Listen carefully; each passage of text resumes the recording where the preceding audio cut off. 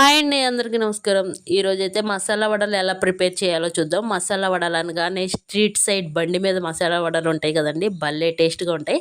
Same అదే టేస్ట్తో ఇంట్లోనే సింపుల్గా ఎలా చేయాలో ఈ వీడియోలో అయితే చూద్దాం. వీడియో చూసే వారందరూ ఒక లైక్ చేసి సబ్స్క్రైబ్ అయితే చేసుకోండి. ఇప్పుడు ఎలా చేయాలో చూద్దాం రండి.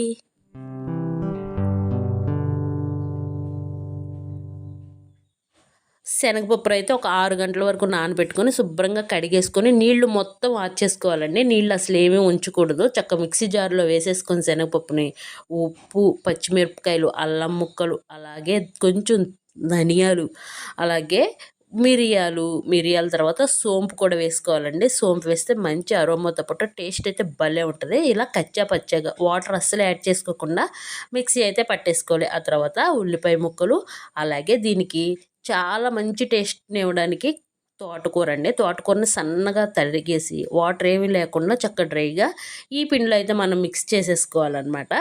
మిక్స్ చేసేసుకున్న తర్వాత చక్క మొత్తం మిక్స్ అయిపోయిన తర్వాత మనం ఇది బాల్స్లా చేసుకోవాలండి. బాల్స్లా చేసుకొని సైడ్ అంతా ఒత్తుకొని మధ్యలో కొంచెం హైట్ ఉండేలా చూసుకోవాలి. అప్పుడు వడ పర్ఫెక్ట్ షేప్ అయితే వస్తుంది అనమాట.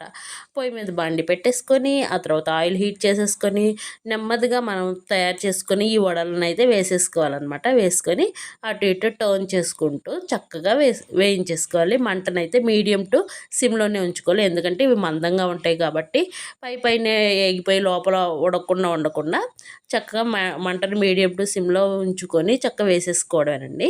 నేను చెప్తున్నా చూడండి, ఒక్కసారి ట్రై చేయండి, మళ్ళీ చేసుకుంటారు. చాలా ఈజీగా టేస్టీగా ఉంటాయి.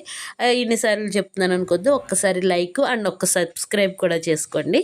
మన ఛానల్కి మంచి బూస్ట్ అయితే వస్తుంది. ఒకసారి ప్లీజ్ లైక్ అండ్ సబ్స్క్రైబ్. వడలు అయితే అద్దరిపోయాయండి. మా పిల్లలు అయితే చాలా ఇష్టంగా తిన్నారు. మీరు కూడా చేసుకొని తిని ఎలా ఉందో ఒక కామెంట్ అయితే పెట్టండి. నాకు కూడా చాలా హ్యాపీగా ఉంటుంది. ఇంకొకసారి ప్లీజ్ సబ్స్క్రైబ్.